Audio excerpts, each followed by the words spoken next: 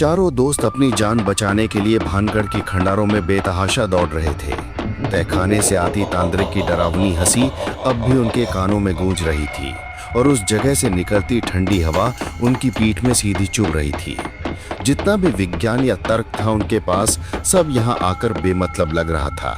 सब कुछ डर के आगे टूट गया था। अमन, जो हमेशा सबसे शांत और तार्किक रहता था, इस वक्त सबसे ज्यादा घबराया हुआ था। उसकी आंखें लगभग बंद थी। बस एक ही ख्याल था, किसी तरह सूरज की रोशनी तक पहुंच जाऊं। भागते भागते उसे ऐसा लग रहा था जैसे जमीन उसके पैरों के नीचे सांस ले रही हो। हर कदम पर उसके टखने किसी गीली नरम मिट्टी में धंस रहे थे, जैसे कोई अदृश्य चीज पैरों को पकड़ रही हो।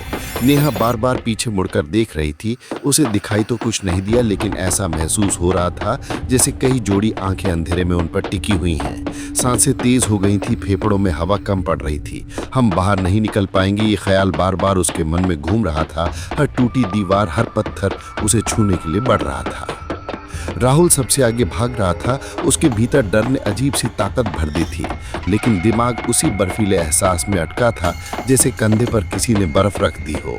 वो ठंडक उसकी गर्दन तक सरक आई थी और हर बार जब वो पीछे देखता, उस ठंडक का दायरा बढ़ता जाता। किसी तरह वे फिर से पुराने बाजार के खंडर में लौट आए, जहां टूटी दुकानें और वीरान छतें थीं। इस बार माहौल में कुछ अलग था। पहले सब सुनसान था, अब दूर दूर से तेज और बेसुध सी धड़कनें आ रही थी, जैसे कोई विशाल ड्रम धीमे धीमे बज रहा हो। आवाजें चारों तरफ से आ रही थीं, इतनी उलझी हुई कि समझ नहीं आता किस ओर जाना है। ये क्या है? नेहा हाँफती हुई रुकी। प्रिया ने अपना लॉकेट कसकर पकड़ लिया। ये अतीत की आवाजें हैं। यहाँ मरने वाले लोग आखिरी बार डर से धड़क रहे थे, वही धड़कनें यहाँ फंसी हुई हैं। तभी अमन की टॉर्च की रोशनी एक दुकान पर पड़ी। दुकान पहले खाली थी, अब वहाँ काउंटर पर ताजे लाल गुलाब के फूल रखे थे। फूल ऐसे लग रहे थे जैसे अभी अभी तोड़े गए हों। ये फूल कौन लाए यहाँ? अमन की आवाज़ कांप रही थी, मगर डर छुपाने की कोशिश की। राहुल ने पसीना पोंछा, फिर धीमे से बोला, रुको, ये गुलाब के फूल ताजे सिंघिया ने राजकुमारी रत्नवती के लिए यही फूल भेजे थे। अचानक फूलों के पास रखा तराजू अपने आप नीचे झुक गया। दूसरे पलड़े में मिट्टी और खून से सनी एक इंसानी उंगली पड़ी थी। सबकी रूह कांप गई। उंगली देखते ही सबकी चीख निकल गई। वे फिर दौड़ पड़े, लेकिन अब भागना आसान नहीं था। बाजार की गलियां जैसे उन्हें बार बार वहीं घुमा रही थीं। हर गली एक जैसी, हर मोड़ वैसा ही। हम कहाँ हैं? ये गलियां खत्म क्यों नहीं हो रही? नेहा की आवाज़ टूटने लगी। अमन को महसूस हुआ वे सच में एक ही जगह गोल गोल घूम रहे हैं। ये कोई दीवार नहीं, दिमाग का जाल है। फिर उनके ठीक पीछे पत्थर की जमीन पर पायल की मीठी तेज झंकार सुनाई दी, इतनी पास मानो कोई उनके पीछे नाच रहा हो। प्रिया वहीं जम गई। ये रत्नावती है, वो भी यहाँ फंसी हुई है। पायल की आवाज़ और करीब आई तो हवा में इत्र की हल्की खुशबू घुल गई, पर अब उसमें सड़े हुए मांस की बदबू भी थी। बदबू इतनी तेज थी कि सबको उल्टी सी आने लगी। राहुल ने हिम्मत जुटाई, पलट कर देखा, वहां कोई नहीं था। लेकिन जहां पायल की आवाज आई थी, वहीं पत्थर पर रेत का छोटा सा ढेर हिल रहा था, जैसे कोई अभी वहां से चला हो। अब उन्हें समझ आ गया था, जब तक इस अदृश्य शक्ति से लड़ेंगे नहीं, बाहर निकलना नामुमकिन है। अमन ने जमीन से अपनी टॉर्च उठाई, हवा में घुमाई। हम यहाँ से बाहर जरूर निकलेंगे, तुम हमें रोक नहीं सकते। जैसे ही अमन चिल्लाया, पूरा बाजार और गहरा अंधेरा हो गया। टॉर्चें भी बंद। आंखें खुली हों या बंद, कोई फर्क नहीं पड़ता। अंधेरे में अचानक सामने दो लाल आंखें चमक उठीं। धीरे धीरे उनके आसपास एक लंबी डरावनी मानो आकृति उभर आई। फटे पुराने कपड़े, बेहद लंबे हाथ और काले नुकीले नाखून। ये तांत्रिक सिंघिया था, अब एक इंसान नहीं, सिर्फ ऊर्जा और नफरत का भूत। उसकी आवाज़ सीधे दिमाग में गूंजी, अरे मूर्खों, मेरे शाप पर हंसने आए हो? ये जगह मेरी है, अब तुम मेरे बंदी हो। उसकी लाल आंखें सीधी प्रिया की ओर थीं। उसने भयानक हाथ बढ़ाया, उंगलियां प्रिया के लॉकेट की ओर। प्रिया! नेहा ने चीखते हुए उसे खींच लिया। प्रिया ने आंखें बंद कर ली, लॉकेट सीने से लगा लिया और जोर जोर से वही मंत्र पढ़ने लगी जो दादाजी से सीखा था। मंत्र सुनते ही तांत्रिक की आकृति एक झटके में पीछे हट गई। उसकी आंखों की चमक जैसे बुझने लगी थी, मानो मंत्र ने उसकी ताकत छीन ली हो। भाग! अमन, नेहा, राहुल और प्रिया धूल से लथपथ हो गए थे। अदृश्य दीवार से टकराते ही ऊपर की ओर वो पतली घुमावदार गली में फंस चुके थे। पीछे सीढ़ियों से तांत्रिक सिंघिया की घसीटती आवाज गूंज रही थी, जैसे वो जानबूझकर डर फैलाना चाहता हो। उसकी चाल में कोई अजीब सा डर था, हर कदम जैसे किसी अलग ही दुनिया से आ रहा हो। नेहा दर्द से तड़प उठी। ये क्या है? पत्थर नहीं है, हवा भी नहीं, दिखता नहीं, पर छूने में ठोस है। अमन ने आखिरी उम्मीद से दीवार पर हाथ फेरा। उंगलियों के नीचे बर्फ जैसी सिहरन, एकदम जमी हुई ठंड, जैसे वहां कोई अदृश्य लेकिन ठोस चीज है, और वो डरावनी थी किसी भी चीज से ज्यादा। प्रिया कांप रही थी। ये बस ऊर्जा है अमन, तंत्र ने अपनी काली ताकत से महल के इस हिस्से को बंद कर रखा है। ये दिमाग के लिए जाल है, अगर हम इसे नहीं तोड़ सके तो दूसरा रास्ता ढूंढना पड़ेगा।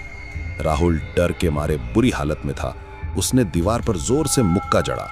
धातु जैसा अजीब सा साउंड हुआ, लेकिन उसका हाथ दीवार के पार नहीं जा सका। हाथ बुरी तरह दुखने लगा, उंगलियां बर्फ सी सुन्न। इसी बीच तांत्रिक की गहरी खांसी दूर से आती सुनाई दी, जैसे वो सीढ़ियों पर आखिरी कदम चढ़ रहा हो।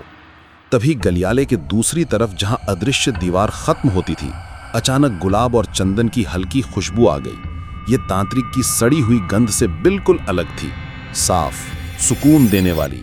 प्रिया की आंखें चमक उठीं। ये राजकुमारी रत्नावती की ऊर्जा है, वो हमें बचाने की कोशिश कर रही है। फिर दीवार पर अचानक रोशनी की एक लकीर चमकी, बस एक पल के लिए, जैसे कोई पारदर्शी दरवाजा खुल गया हो। अमन को जैसे सब समझ में आ गया। वो यहां फंसी है, लेकिन हमें रास्ता दिखा सकती है। वो तांत्रिक से अलग है। अब वक्त नहीं था सोचने का। सीढ़ियों से घसीटने की आवाज और करीब आ चुकी थी। चलो अंदर, नेहा चीखी। चारों ने एक साथ उस चमकते दरवाजे में छलांग लगा दी। दूसरी तरफ पहुंचते ही लगा जैसे बर्फीले तालाब में गिर गए हों। हड्डियों तक सर्दी उतर गई, मगर यह ठंड डरावनी नहीं, साफ और रक्षक थी। वे अंधेरे कमरे में गिरे। अमन ने फौरन टॉर्च जलाई। यह महल का पुराना रसोई घर था। चारों तरफ टूटे फूटे बर्तन, जले हुए चूल्हे। यहां तांत्रिक की काली छाया कम थी, लेकिन डर जिंदा था। भूख और अधूरी ख्वाहिशों का डर। राहुल ने पेट पकड़ लिया। बहुत तेज भूख लगी है, कल रात से कुछ खाया भी नहीं।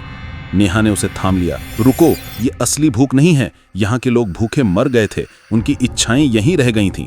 अचानक चूल्हे के पास पड़े टूटे बर्तन से ताजा खाने की खुशबू और तलने की आवाज आई। राहुल की आंखों में चमक आ गई। अमन जान गया ये धोखा है। वह झट से एक लकड़ी उठाकर बर्तन में घुमा दी। आवाज रुक गई, बर्तन गायब, सिर्फ टूटे पत्थर बचे। ये सब भ्रम है, अमन ने जोर से कहा। सिंघिया हमारे दिमाग से खेल रहा है। पर खतरा टला नहीं था। उन्हें पता था तांत्रिक उन्हें ढूंढ ही लेगा। रसोई के एक कोने में छोटी सी टूटी खिड़की दिखी। बाहर खुला आसमान और एक पतली सी मुंडेर। प्रिया फुसफुसाई, हमें ऊपर छत पर जाना होगा, वहां तांत्रिक की शक्ति कमजोर होगी। खिड़की से निकलना मुश्किल था, नीचे सिर्फ एक इंसान के चलने जितनी जगह। राहुल सबसे पहले बाहर निकला, कांपते हुए उस तंग गुंडेर पर चला। नीचे से तांत्रिक की गूंजती आवाज आई, तुम बच नहीं सकते मेरे शिकार। अमन ने नेहा को बाहर निकालने में मदद की, फिर खुद भी निकल गया। सब मुंडेर पर चुपचाप एक लाइन में चलने लगे। आगे सीढ़ियां थीं जो छत की ओर जा रही थीं। जैसे ही वे ऊपर चढ़े, नीचे से किसी कमरे से दर्जनों लोगों के रोने चिल्लाने की आवाजें आईं। भानगढ़ के वो लोग जिनकी आत्माएं अभी भी श्राप में फंसी थीं। आखिरकार वो छत पर पहुंचे। टूटी फूटी छत, ऊपर खुला आसमान, तेज हवा, चमकते तारे। तांत्रिक की गंध अब गायब थी। रोने की आवाजें भी बहुत दूर लग रही थीं। उन्होंने जल्दी से अपना सामान निकाला, कोने में छिप गए और नीचे झांकने लगे। महल का आंगन एकदम अंधेरा था, लेकिन छत के दरवाजे के पास जैसे कोई अदृश्य ताकत थी, जैसे कोई वहां उन्हें देख रहा हो। ये हमें ऊपर नहीं ढूंढ पाएगा, अमन ने हांफते हुए बोला। कम से कम यहां इसकी ताकत कम पड़ती है। प्रिया ने सिर उठाकर आसमान देखा। हमें सुबह तक यहीं टिके रहना होगा, बस कुछ घंटे और, फिर सूरज निकल आएगा। फिलहाल सूरज ही हमारी ढाल है। फिर राहुल की नजर छत के बीचों बीच पड़ी उस टूटी मीनार के पास गई। वहां कुछ अजीब था, एक इंसानी खोपड़ी जो पत्थर से चिपकी हुई थी, पर असली झटका तो उसके बगल में रखा ताजे गुलाबों का छोटा सा गुलदस्ता था। बिल्कुल वैसे ही गुलाब जैसे उन्होंने बाजार में देखे थे। मतलब तांत्रिक जानता है कि वो लोग यहीं छत पर हैं और वो चुपचाप कहीं छुपकर उनका इंतजार कर रहा है।